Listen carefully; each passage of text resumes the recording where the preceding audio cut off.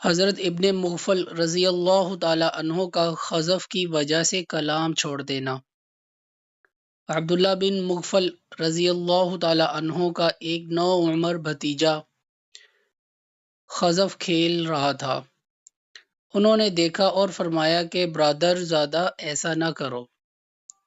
حضور صلی اللہ علیہ وسلم نے ارشاد فرمایا کہ اس سے فائدہ کچھ نہیں، نہ شکار ہو سکتا ہے اور نہ دشمن کو نقصان پہنچایا جا سکتا ہے، اور اتفاقاً کسی کے لگ جائے تو آنکھ پھوٹ جائے، دانت ٹوٹ جائے۔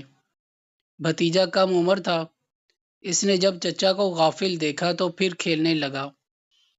انہوں نے دیکھ لیا، فرمایا کہ میں تجھے حضور صلی اللہ علیہ وسلم کا ارشاد سناتا ہوں،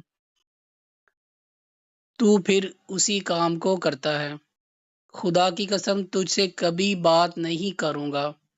ایک دوسرے قصہ میں اس کے بعد ہے کہ خدا کی قسم نہ تیرے جنازہ میں شریک ہوں گا نہ تیری عیادت کروں گا۔ خذف اس کو کہتے ہیں کہ انگوٹھے پر چھوٹی سی کنکری رکھ کر اس کو انگلی سے پھینک دیا جائے۔ بچوں میں عام طور سے اس طرح کھیلنے کا مرض ہوتا ہے، وہ ایسا تو ہوتا نہیں کہ اس سے شکار ہو سکے۔ ہاں، آنکھ میں کسی کے اتفاقاً لگ جائے تو اس کو زخمی ہی کر دے۔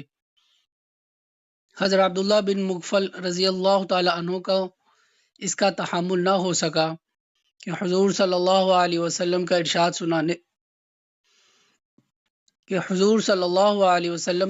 سنانے کے بعد بھی وہ بچہ اس کام کو کرے۔ ہم لوگ صبح سے شام تک حضور صلی اللہ علیہ وسلم کے کتنے ارشادات سنتے ہیں اور ان کا کتنا اہتمام کرتے ہیں۔